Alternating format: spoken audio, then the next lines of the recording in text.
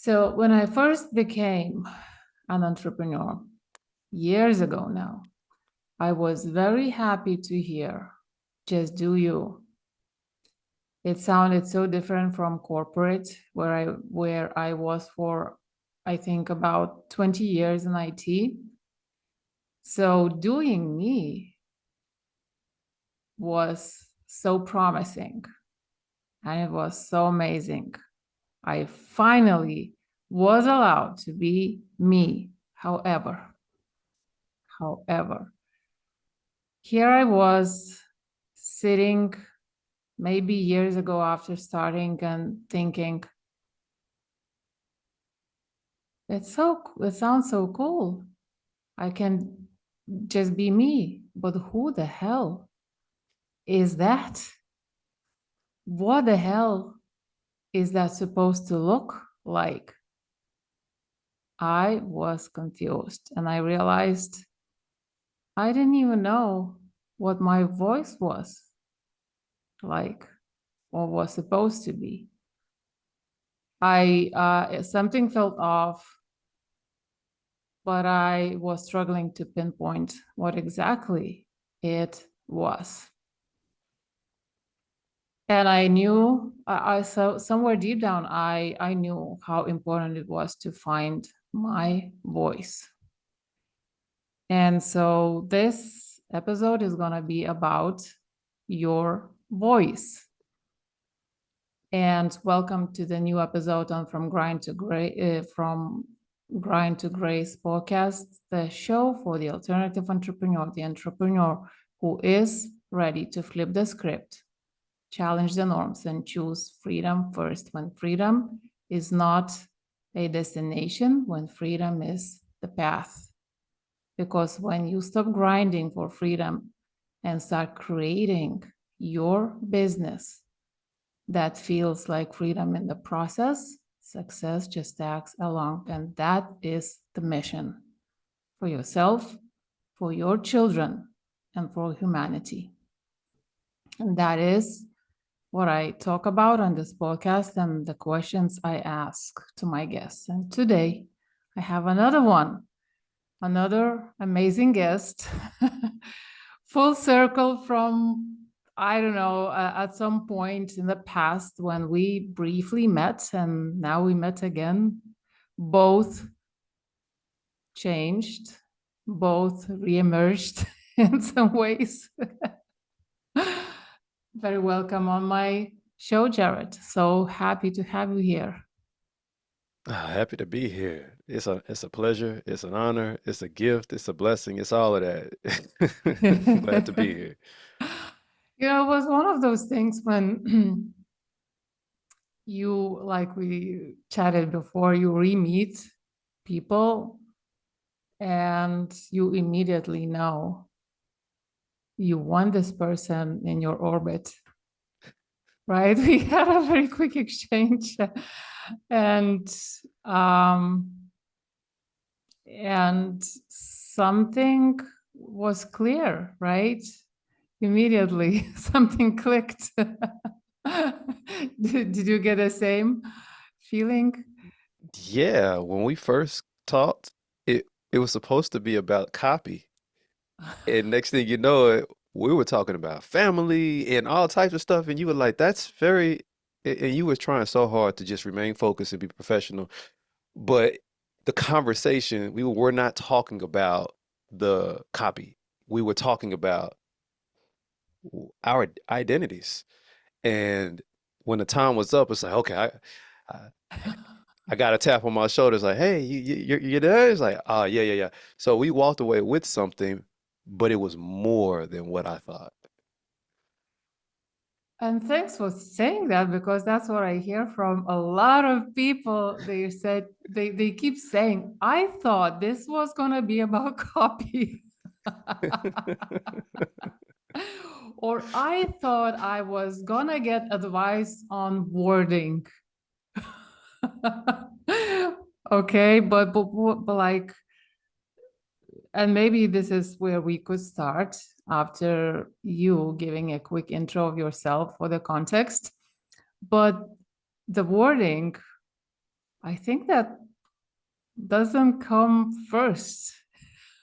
You need to move some other stuff away. You know? Yes. Yes, yes. Well, my name is Jarrad Walker. Uh, born and raised in Fort Worth, Texas.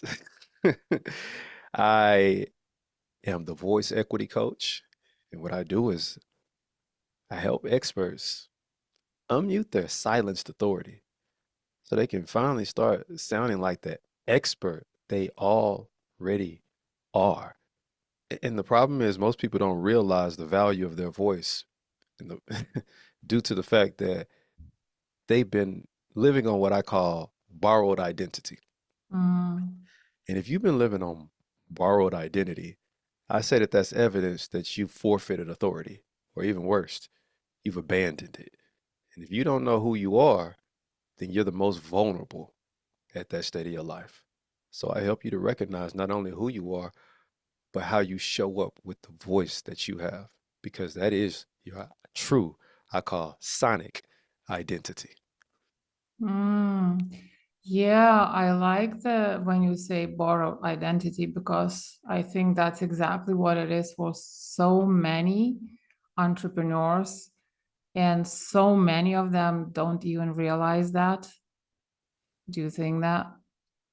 Yeah, I 100% agree with you. Entrepreneurs, and I will go as far as to say just humans, period. Uh, in particularly where you have a flexibility of freedom. Not everybody has the same level of freedom in the world, but when you don't know that you're only functioning in a lack of awareness, you're constantly grappling and wrestling with something. You're either at we'll get to this part later because it's a lot to unpack. But yes, I agree with you. And I think, right? So I talk about freedom a lot, and that is obviously the freedom, the inner freedom first. And I believe that, owning your voice is necessary to actually feel very free, right? Yes. I believe, well, that moment when I was sitting, I remember I was sitting in the kitchen back in Ireland, and I was thinking, what the hell does that look like when they say just be you, just do you, be authentic? I no longer knew what actually it meant for me. I knew something was off. I knew I wanted to own my voice, but I didn't know how to find it. I just didn't. I was so lost and confused.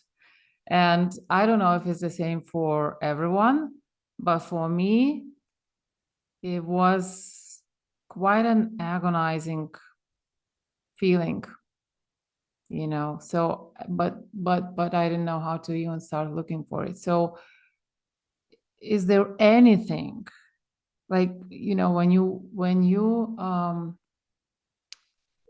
you work with people, where do you even start? That's a great question. Ironically, I start with who they are. That's everyone I've been coached by has told me begin with the end in mind, or focus on the destination, or you got to help them get a transformation. I don't start there. I start with who they are, where they are, and I don't focus on transformation at all. I focus on revelation because I need to reveal to you who you are, and we need to see it together Mm, so that I can mirror it back. Because just because you have an idea and an understanding doesn't mean you're accurate or right or correct. You can have a misunderstanding of your own self. mm. So I start with who they are, and the first thing I do is I walk them through what I call a sonic identity blueprint. Wow. And so, yeah, I agree. I have my own um, philosophy around transformation, but I guess in terms of finding your voice, I guess you first need to, like you say, to know what it is you need to transform. Right. You got to get this transformation. Some people literally, they do transform, by the way. So the transformation though, it's like this Eric Carle book. It's called The Chameleon. So my it's a children's book. You know, you got the very hungry caterpillar and brown bear, what do you see? Well, this one is it's something chameleon. And the chameleon is going around trying to be like everything it sees. Like, oh, I wish I had wings like that butterfly. Oh, wish I had wings like that eagle. It's trying to take on all of these characteristics that every other animal has. And it is to the point where by the end of the book, it says, I wish I could just be me. And after it's looking like this chimera of all of these different animals, it goes back to simply being itself. But it took borrowing all of these different identities for it to finally value Mm, who and what it already was. And that's what so many people do. They have all these voices in their head, these different soundtracks they're playing in their head, and none of them sound like them. But there are plenty that come close to it, but it's hard to discern when you have way too much going on. So you got to literally be transformed by the renewing of your mind. You got to change your mind before you can change anything. And mm. that right there is the first step. You got to change how you see you and what you think about you. And you got to question your beliefs. Yeah. And so, why do you think that happens to people? And maybe you have a story of your own. How did you even get to where you started working with people to find their voice and own their voice? That's a great question that causes me to say, "Ooh, do we got time?"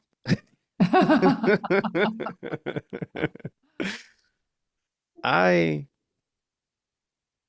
I remember it was 2016 and I got the phone call. Actually, I got a text message. I got a text message. And then after the text message, I got a phone call. And I got both of these while I was at my previous job. And it led me to jump up from out of the seat that I was in, run to my supervisor, and tell him I need to go now. My wife is in labor. And he looked at me like, seriously?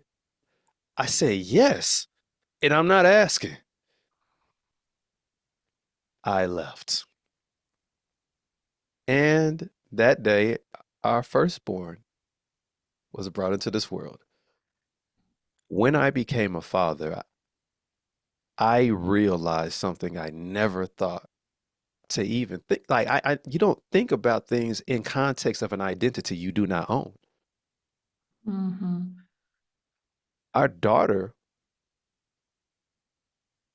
came out silent.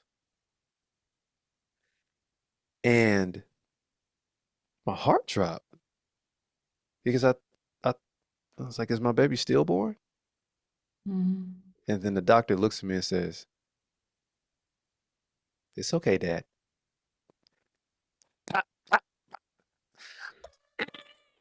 I was like, oh my goodness. And from that day, at that moment, I realized, and from that day forward, anytime I heard her crying, that just lets me know she's alive. Anytime. So her crying never, ever bothered me. Like never. We have two other ones now, 2 years each, 2016, 2018, 2020. But when it comes to the voice, That's part one. Mm. Part two is in 2017 while I was on my previous job, early in the morning, sneaking on the phone, laughing, ha ha kiki, all that stuff with my dad. And he was telling me some stuff about his wife. My father did not raise me. I was raised by another man. But him and I ended up having a good relationship uh, towards the end of his life.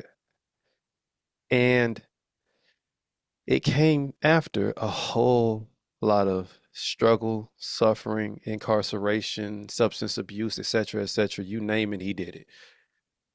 And I I was laughing and talking, then his wife called and he said, "Oh, speak of the devil." And he ends up telling me, "Hold on real quick." I said, "No, no, no, no, just take that. I'll talk to you later." He said, "You sure?" I said, "Yeah." He said, "All right, boy, talk to you later. Love you." I said, "All right, Pops, love you too. Talk to you later." He clicked over. I hung up. I found out after I got off of work. Shortly after clicking over, he had an aneurysm and died on the phone. And he was found on the side of the bed, unresponsive. So the gift in that is the fact that we reconciled before he passed, because there was a lot to reconcile. He wasn't the best father, but the biggest gift was his last words. Once again, the voice. Love you. Talk to you later. Later, 3 days later, I was still stressed out and struggling. I just wanted to hear his voice one more time. So to this day, I have his voicemail because Mm. that's all I could find. I have a voicemail, and that's the only way I get to hear him say, I love you. Even though he was fussing at me in this voicemail, but I took it and I produced music. So I composed an original musical composition around his voice in that actual composition to lift it up so that when I hear it, I'm not hearing him fussing. I'm hearing my father express himself in a way that shows me he cares about me, he loves me. So when I press play, I can hear his voice again. That's phase two. Phase three is when there's 2020, 2020. And I'm laying in the bed in January of 2020, struggling in pain, and I don't know what to do because I'm injured and I can't get up to go take care of my family. And I don't even know how the injury happened. It just came out of nowhere. It was in my back. Meanwhile, I hear my wife in the other room fussing, complaining, struggling with trying to get our two toddlers under control. Because I told you we homeschool. Mhm. And that's when it hit me. This is what she's been trying to tell me this whole time. Yet I'm so busy doing this and busy doing that, and I got to take care of the family. I'm just working. I'm doing what I'm just, no, no, no. I realized at that very moment I had been failing my family. So I felt like a failure. I felt like it was like, man, dude, you suck. Like she's been giving you all the words and you couldn't even interpret them. She was making herself known to be stressed out, overwhelmed, in need of help, and it's too much right now. And yet, you didn't get it until you were sat in one place in pain so that you could hear hers in the other room. That's phase three. I didn't remain in that mindset of I suck and I failed. No, you have a choice to make. And me as a husband, as a father, I decided that hey, I'm going to do what I should have been doing. The problem is I didn't necessarily know it. I didn't know. I didn't have examples. I didn't have. So whenever people say, man, I didn't have any examples to show me, I get it. While at the same time, if you know what you don't want, You know what not to do. So let's just make sure we stop doing the things that we know aren't working and start doing the things that you think might work. From there, I built all of these different catalogs and libraries for my family. So whenever I did physically leave the home to go and work and do anything at that time, they heard my voice. I Mm. created customized voice alarms on the iPad and all of that. So some were fun. I made music for them and everything, and they were fun. Some were serious, reminding them to focus and pay attention to their mother. And then some we created together. So they got to hear their voices. But when the alarm went off at the time that it was supposed to, pretty much I was just getting my house in order, but I used my voice because when I wasn't present, they can still hear me. That's phase four. The fifth phase is where I am right now because when I woke up after it was a 10-year, yeah, 10-year anniversary. In 3 weeks, we will have been married 12 years. But 2 weeks after our 10-year anniversary, I woke up on a Sunday. It was in October, October 1st. I couldn't open my eyes all the way. I didn't know what was going on. I was extremely tired, and I thought it was just because my wife's birthday was on the 8th, our son's birthday was on the 9th, our anniversary was on the 15th. This is every year in September, so it's just like, oh, I was just tired. We did a lot. By the end of that week, I had been to the ophthalmologist and then got sent to a ophthalmologist. And then by the end of the month of October, I was unable to see myself the same because one, I wear glasses now. The only reason I don't have them on right now is because I don't want to get the glare in the glasses with these ring lights. But I'm 35. At that time, I was 33, and I had never worn glasses a day in my life. I was misdiagnosed. And that's when I learned you have to open up your mouth and you speak to the individuals who are not treating you appropriately, even if they are the authority. More on that later.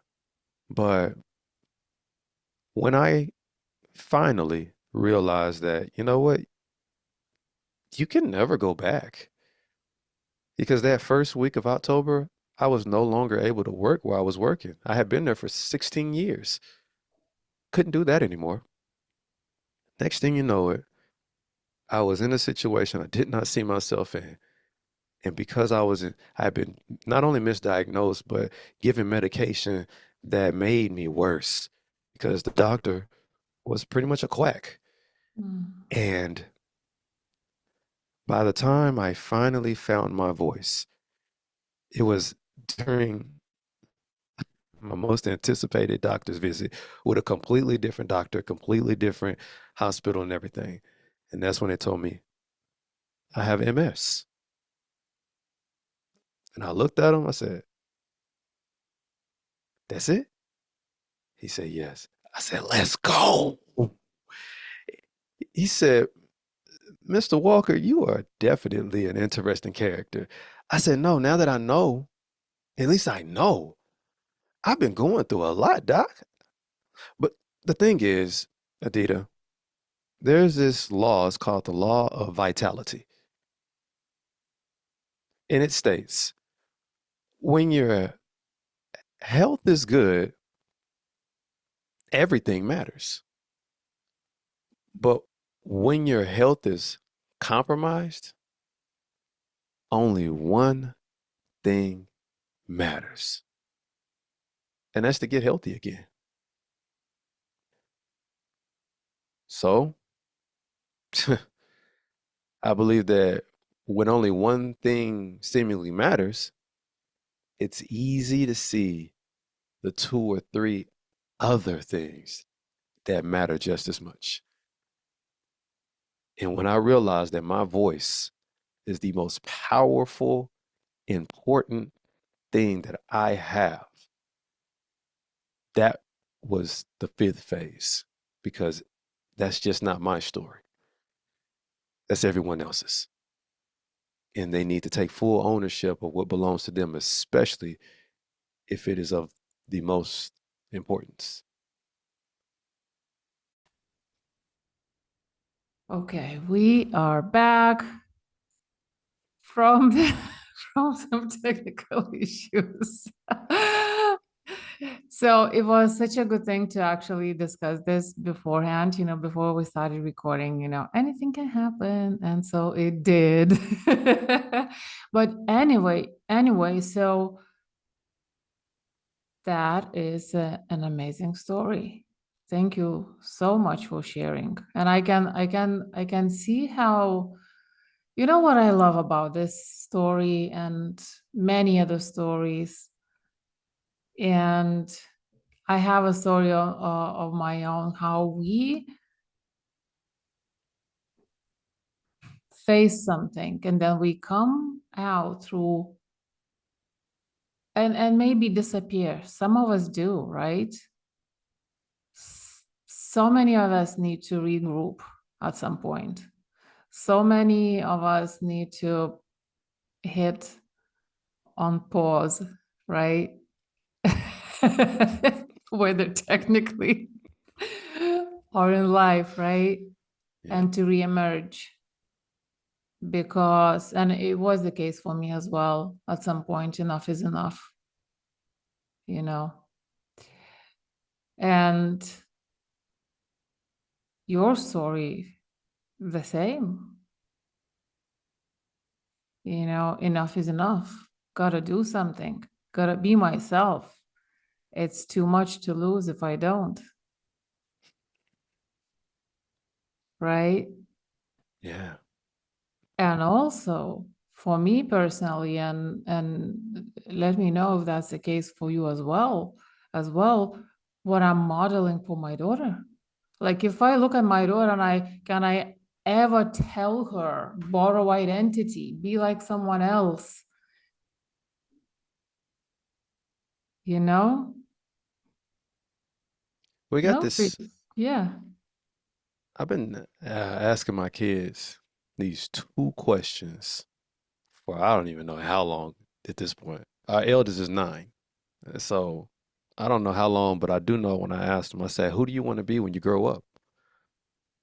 They say, me. I said, what do you want to be when you grow up? They say, the best version of myself. Super. Okay, so what do you think happens to people at some point in their life where that those ideas, that ideal of what is going to happen at some point in their life actually somehow vanishes? What happens? I'll tell you what I believe happens. I believe that there are 4 levels of identity, and we are all sitting at one or more at any given time. Mm-hmm. The first level, at the very bottom of the staircase, think of a staircase. The first level is what I call the silent identity. This is an individual who is what I call muted. They're muted. And whether they've been muted or have muted themselves, this is where people are telling them who they are and telling them what they should do and all of this stuff. And they don't disagree or agree. They're just like, I don't know, I guess, because they're disconnected and they don't know who they are. But then the second level is what I call the self identity. This is where an individual thinks they know who they are, but they're only repeating what they've heard. Mm. They're parrots pretty much. They're conformed and they think they know who they are. Meanwhile, the reason that they're confident of who they are is because they know who they are not. So they look at the people that they spent all of their life saying, I'm never going to be like this. And they think because they know who they are not, that they know who they are. And that's not how that works. This Mm-hmm. individual is still unaware, and they're actually self-deceived because of what they choose to believe. I believe the truth sets you free. Therefore, a lie sets you up. And they've been set up from the get up and didn't even know it because they've never questioned any of their beliefs. If you never question why about anything, then you're still just as ignorant as you can be because you literally don't know. So they think they know who they are. They don't. They're just arrogantly assumptuous. Then there's the third level. That third level is what I call the sonic identity. See, sonic identity, this is the person who every time they speak, individuals feel something. This is the individual who causes people to either shake emotionally or mentally. They feel things about themselves they never felt before in the good way. They think things about life that they never thought about before because they didn't have the perspective. They're provided with step-by-step solutions to any given problem, and they didn't even know that they had a bridge available to them to cross. Or they have somebody that they just listen to them and they go do like them, and it's like, oh man, I got a result. But at the end of the day, this sonic identity is the same identity where on that third level, the person is unaware of what they're doing. They're just doing it. And in their mind, I'm just being me. I don't understand. So the value of their voice is unknown to them, but it is absolutely known to everyone else. So this person they got fruit. Fruit stands for full results understood in time. They have fruit. The thing is, no tree eats of its own fruit. So they're unaware of the value of their fruit. But see, that's why we got to get them to the highest level, the fourth level. And that fourth level, because that person on that third level is conditioned. Their conditions have conditioned them. Like me personally, with my whole MS diagnosis and all of that stuff, my condition is simply conditioning me for what I believe to be God's intention for my legacy.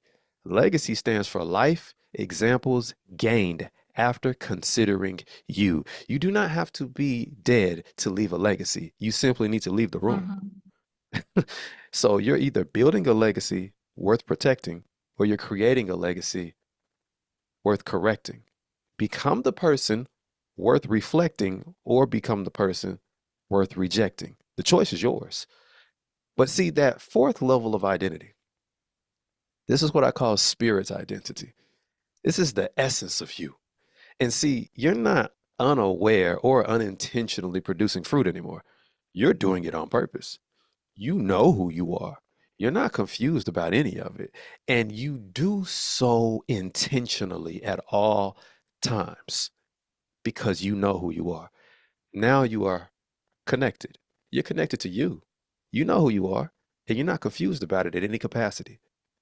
So what happens is, Adita, we go from that level. Notice I had to go up. Now we finally come back down. And when we come down, we go from, okay, spirit identity. Okay, I know everybody's beliefs are different. You know, I am not pushing anything.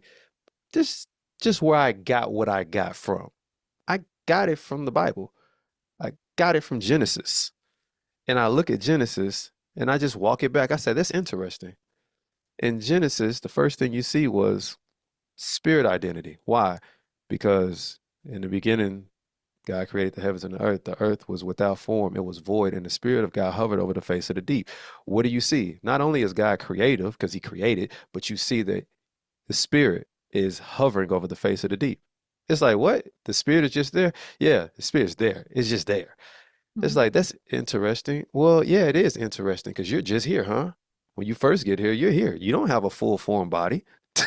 You're an infant you're not even a whole infant yet. You're still developing, but your spirit is there and the mother knows it.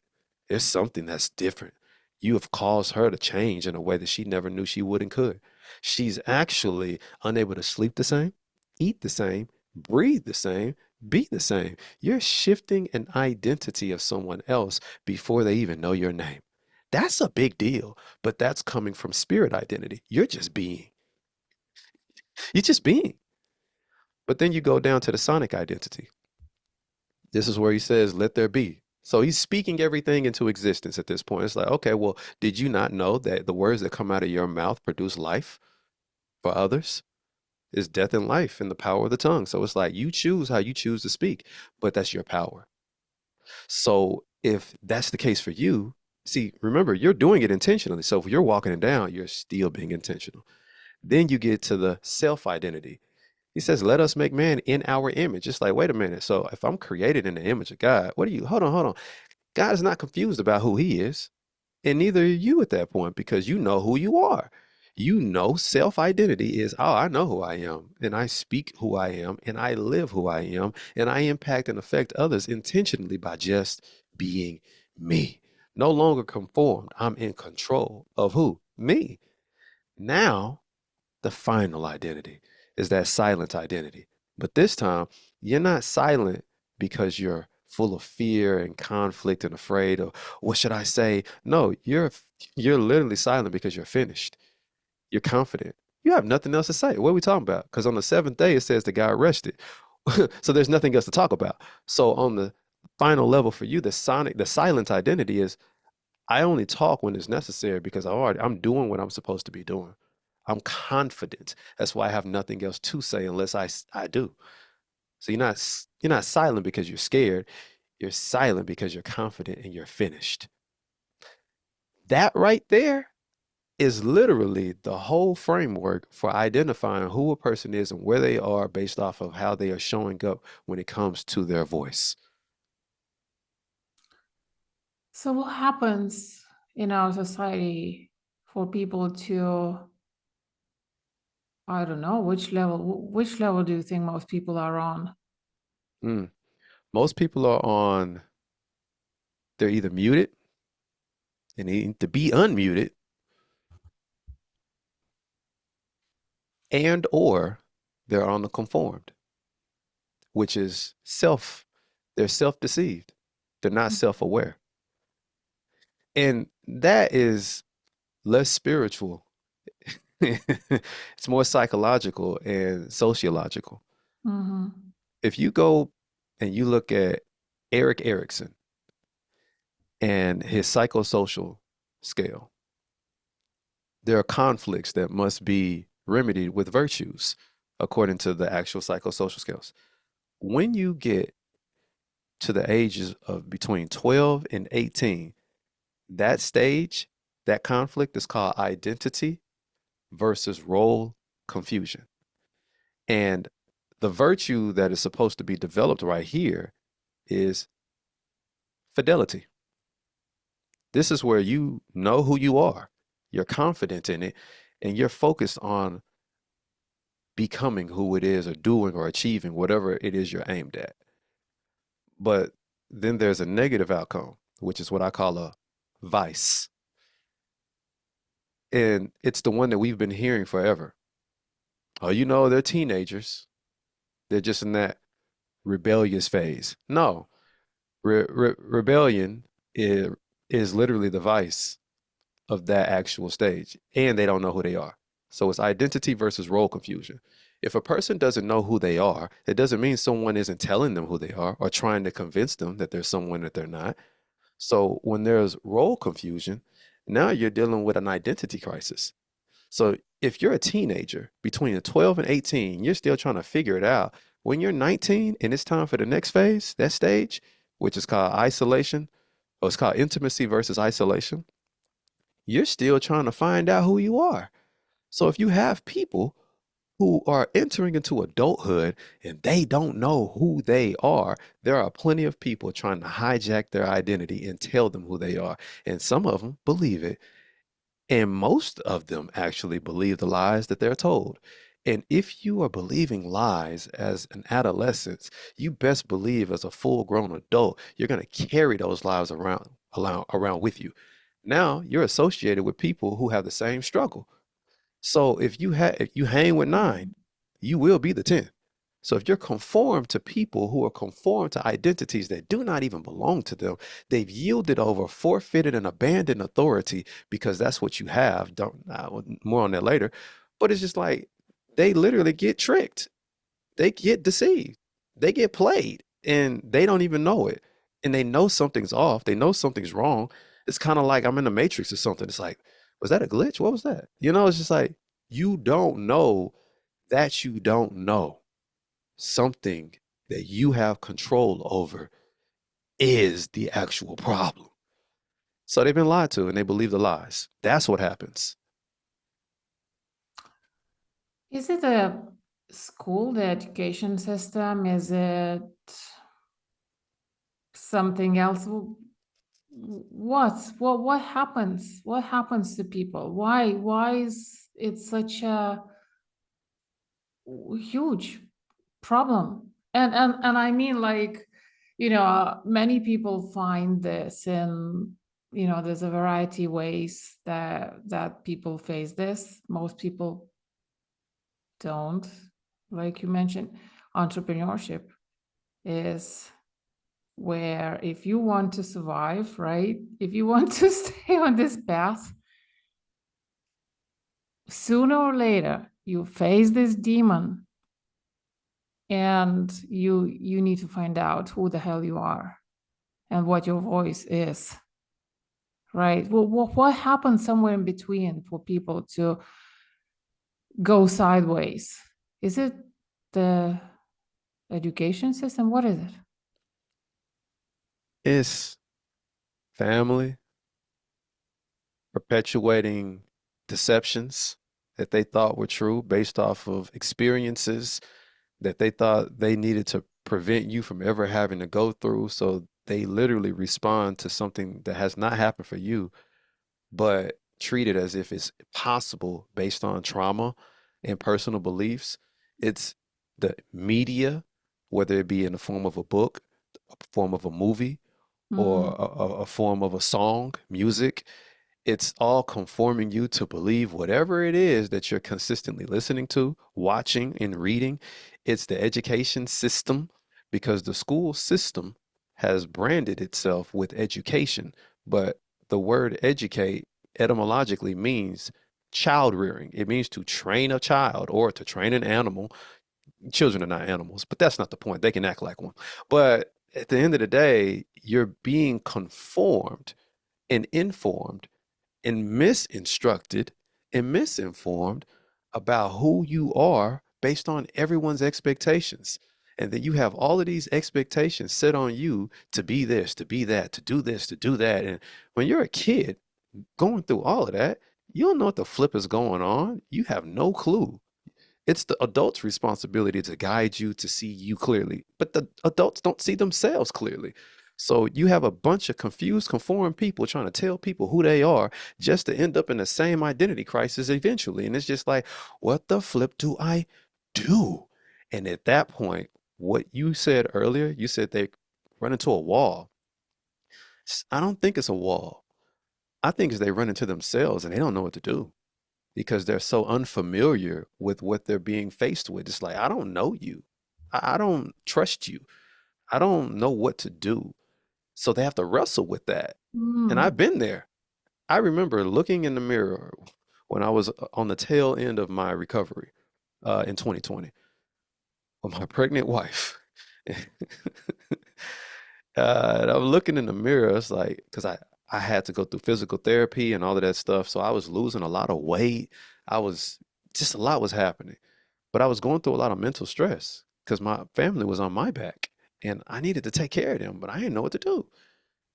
And I remember looking in the mirror and my wife was in the bathroom with me. I was just staring. I said, "Babe, do you see that?" She's like, "Yeah." I said, "No, no, no. Like, look over there at the mirror. Uh-huh. Now look at me." She's like, "Yeah, okay." I said, "Do I look like that?" She said, "Look like what?" I said, "In the mirror, I look confident. I look reliable. mm, I started stating all of these things that I could see in the mirror. I said, but when you look over here, do you actually, is that what you see?" She said, "Babe, congratulations. you finally see yourself the way that I've always seen you. I Mm. said, what? Because when we're going through things that try us at every level, this is what I call going through the crucible. All types of things are being taken away from you. But in the end, the real you is what will still be standing. And there are those who get presented with the real them and they don't know what to do with it. So they try to find another identity to borrow in some type of role or some type of job or some type of responsibility that still, once again, it's not who you are. Yeah, so yeah, running into the wall, I guess it's metaphorically a wall. And I was realizing when I was listening to you, I guess part of that is probably because the society is so focused on what we don't have Mm, rather than where we are headed. So I just recently posted a quote from Deepak Chopra, and he said something along the lines, if the kid is not good at math but good at tennis, most will hire a math tutor. I would hire a tennis coach, right? It's so true, isn't it? Like, so I believe I from it's God for you, it's universe or existence or infinite intelligence for me. It's still the same thing, right? And I believe your sense of purpose, excitement, sense of mission is actually the universe telling you your direction. That's what I believe. mhm. Whereas most of the society, they are focused on what you can't do, what you don't want to do, what you don't want to learn, what is not there. It's abundant. It's so much abundance available to us. I like your what you stated with hire a tennis coach. Why? Because people who try to change people fail. You don't change the person, you change the role. You don't try to change the identity, you simply change. It's the voice. The voice is the identity. It's your sonic identity. Mm, You are either a person who sparks, you inform. Look, so a spark, that person, they literally build trust and influence others with inspiration. They don't even know how they do it. They just do it. That's just mm, who they are. That's just what they do. They stir up emotions in people to cause them to believe in themselves. I believe I can. They're just being them. But that's the actual sonic identity in motion. But then mm, you have the person, they're a guide. As a guide, they just give information. And that information can change situations if there's application, but the information they give comes in the form of a perspective. Anytime we're stuck in life, I've heard it said that that's just evidence. You simply need a new perspective. So that person who is the guide gives information and changes your perspective, and you're like, I never thought about it like that. But there are people who do that naturally because that's who they are. And people build trust with them and are influenced by them because of it. Then you have the bridge. If you're a bridge, you're the step by step person. Like, I'm going to go with you. We're going to do it together, one step at a time. I'm going to be supportive. I got your back. But if that's how you are building trust and that's how you're influencing people, you need to do that intentionally. And then finally, it's the leader. Leaders let their demonstration be their explanation. They just do it, and other people see them and say, whoa, I want to follow her. I want to follow him. But all of these are simply your identity in motion and action. The problem is when people confuse the role for their identity. mm, You don't change the identity, the person. You change the role that you put. The voice is the identity, the role is the stage. Wherever, whatever stage you're on, platform you're on, that's where your voice is going to be. Therefore, change the stage, not the voice. yeah, when you said perspective, people who change perspective, as a marketer, copywriter, what I've come to realize that the hugest, biggest value that you can create in the marketplace is by changing people's perspective, not giving them the tactics, the tips, the systems, implementation, whatever. They might think they need it, but what they really need is the change in the perspective. So that is even in my philosophy of marketing, which is why when you come to me for copy advice, but you don't have the perspective that you need to have. You go back to your metaphorical, drawing board and rework on your perspective, or we do it together and you do that Right. with the voice. Right. To your point, I believe a limited perspective will always produce unlimited assumptions. How, Mm, however, an unlimited perspective can produce, at the very least, of an accurate understanding. mm, And once you get accuracy on something that you understand, now you have something to do. You at least have one, I can go do this. But if you don't have any accuracy and there's just unlimited assumptions, you literally are missing the perspective of accuracy so that you can go and do. When you don't know what to do, you just orbit. You yeah. don't ascend. You don't escape velocity. You don't leave the atmosphere. You don't go anywhere. You literally just orbit. And if all you're doing it, we're not meant to orbit. We're not meant to just consistently go round and round in circles. We are meant to exit from one stage and place to another and move from place to place because there are too many lives waiting on us to show up for us to just be going in circles Mm. with no aim. Do you believe that everyone has a unique voice? Every single person on this planet. Every single person has a unique thumbprint and fingerprint.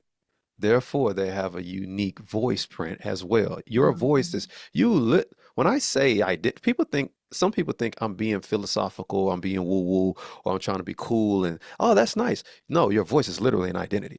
Your voice is an identifying Mm, factor. You can go to prison behind your voice being caught in some type of recording.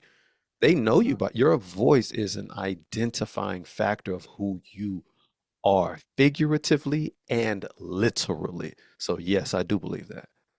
mm, very cool.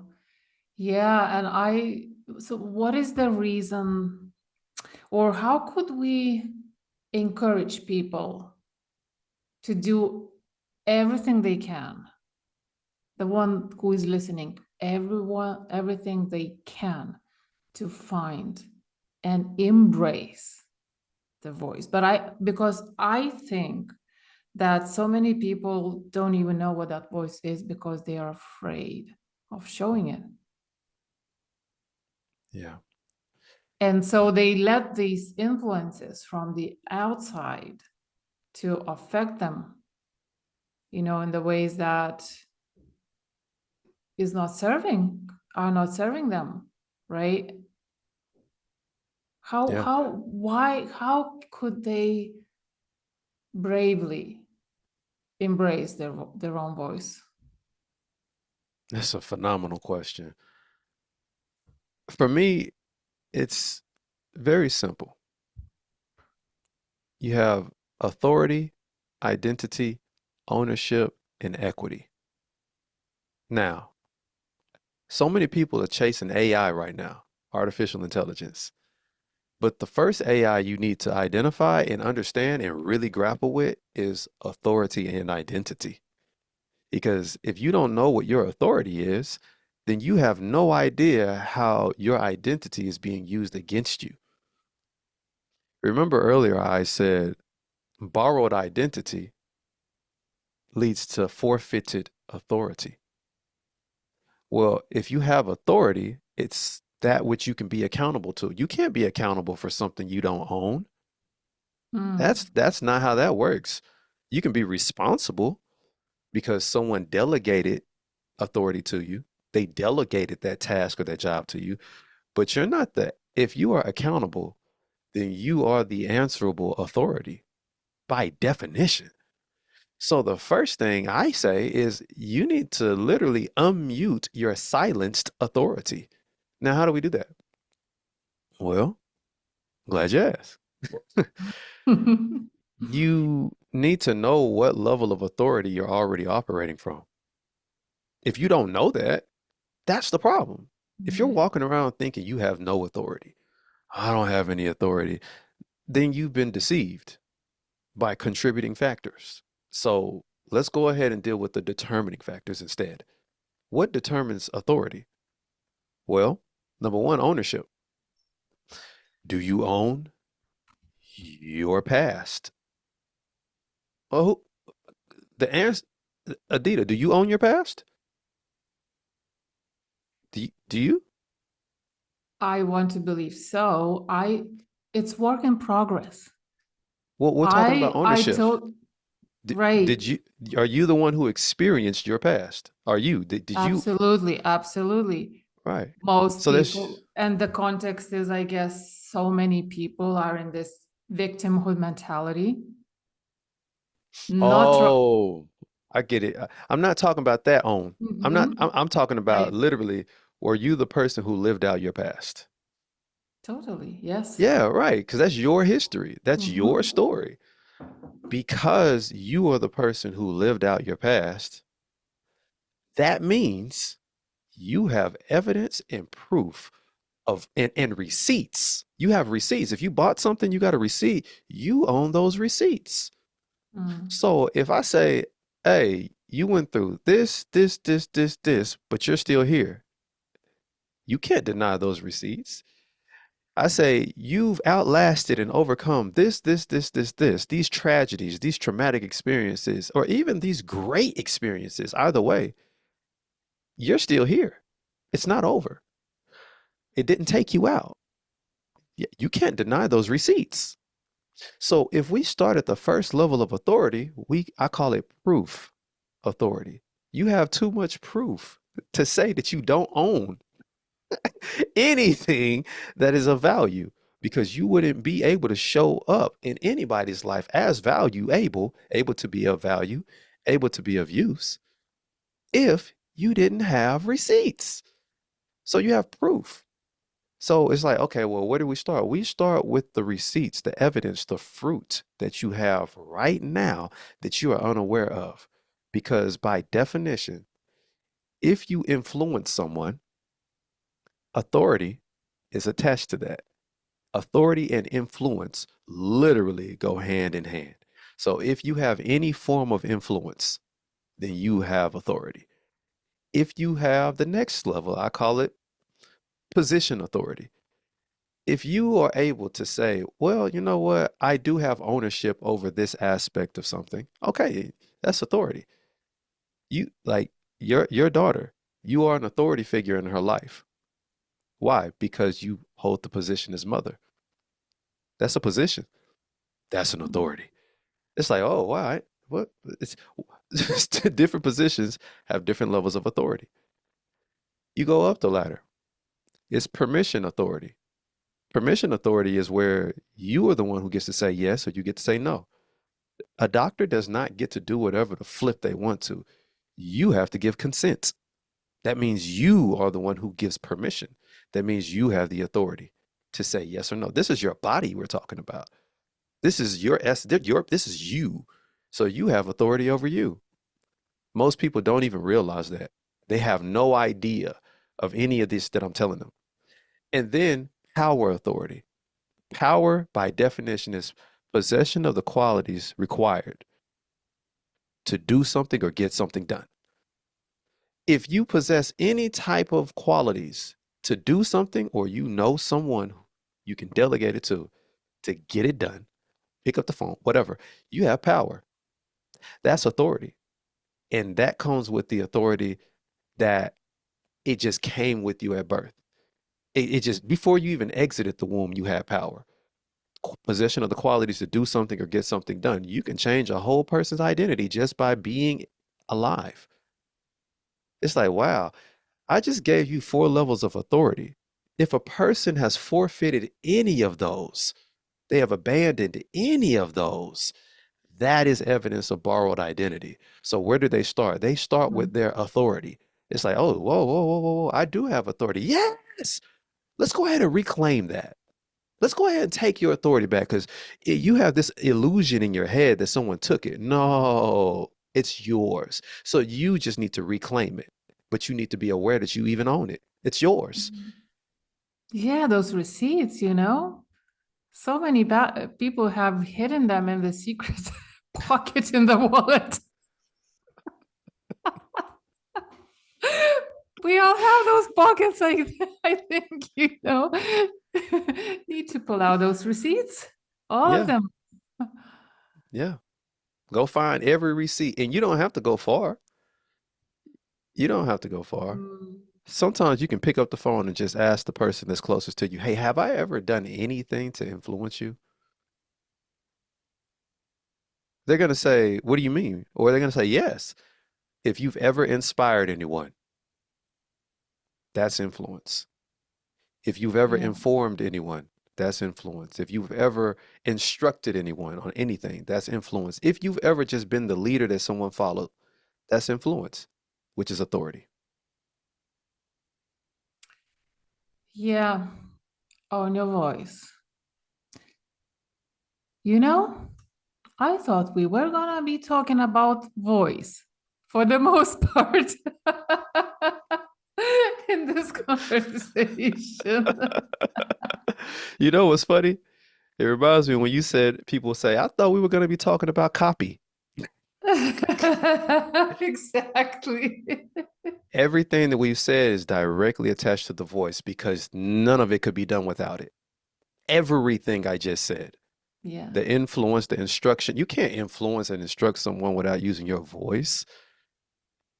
Your voice is literally the vehicle that goes with you to do all of what I just said. Everything I said, it comes from your voice. And yet, so many people are trying to create copy without owning their voice. Mm. Without sounding like themselves because they don't believe that they're good enough.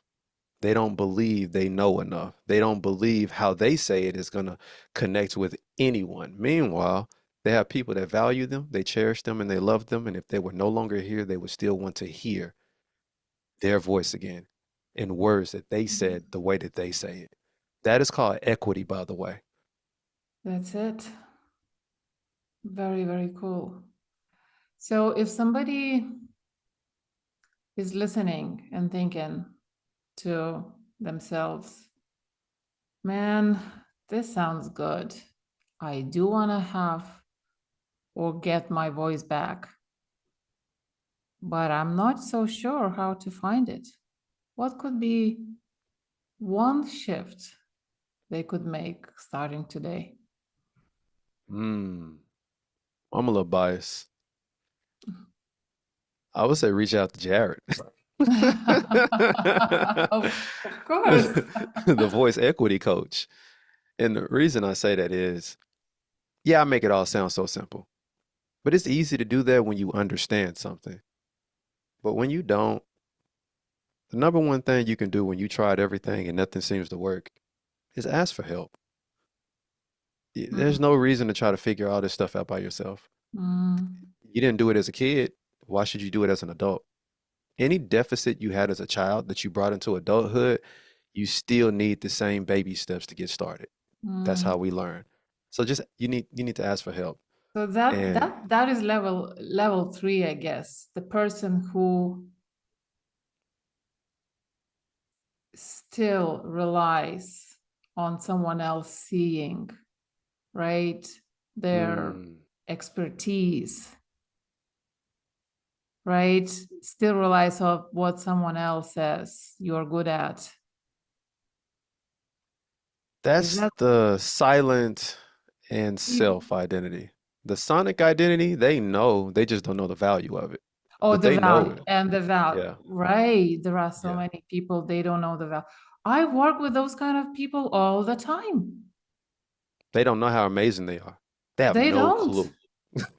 They don't. Most people don't. Well, right?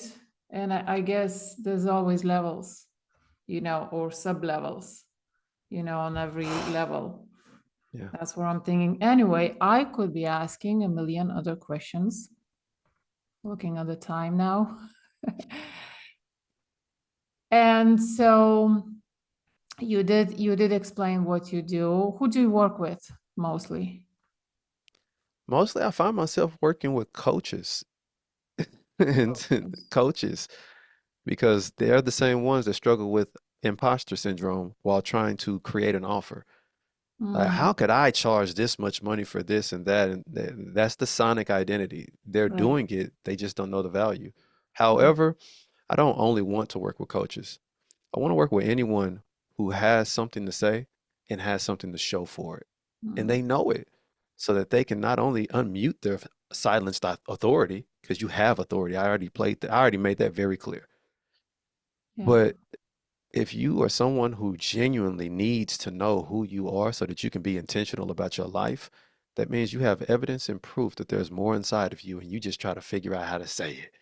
And the moment you Mm, learn how to communicate who you are and how you are, this is where clarity comes in. Now you're not struggling with identity.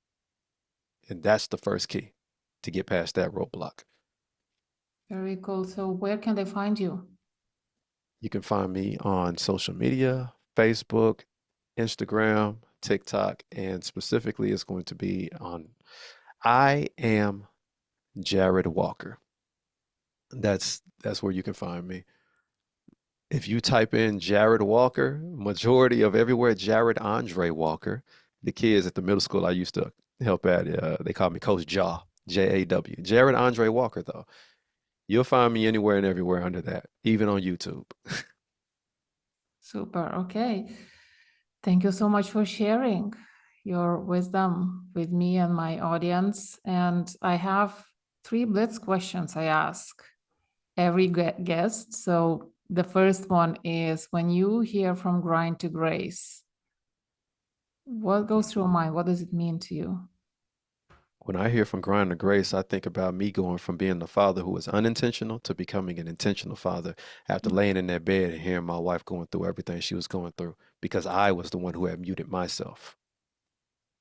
Because it was wow. grace that I was put in that place to be in that situation suffering to hear somebody else's that I committed my life to.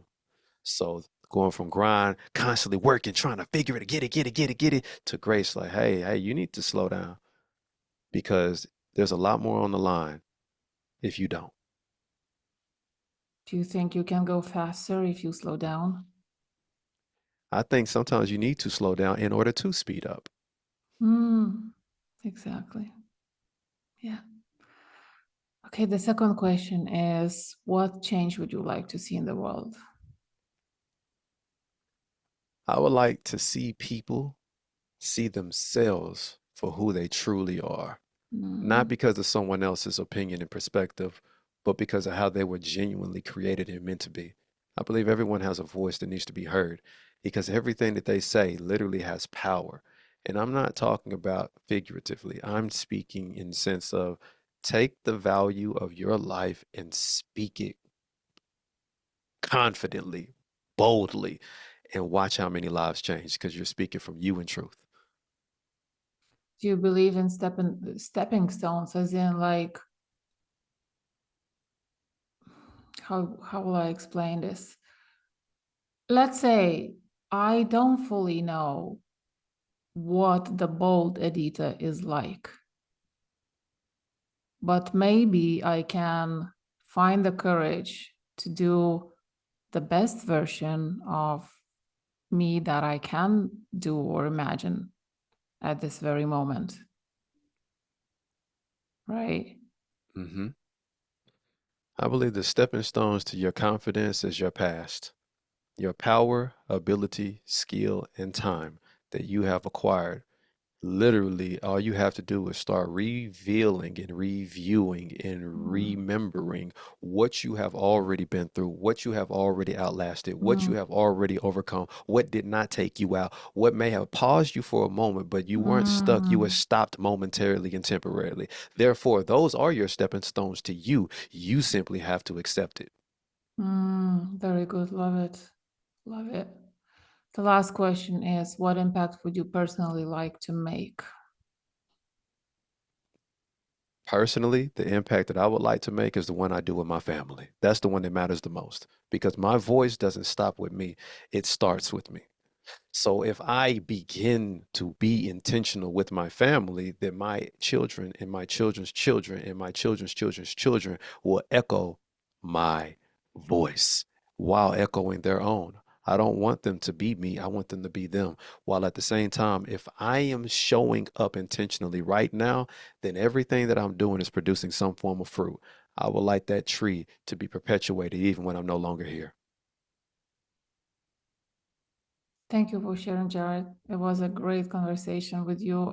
As I mentioned, I could be asking way more questions, right? And maybe we'll get back to this conversation again at some point.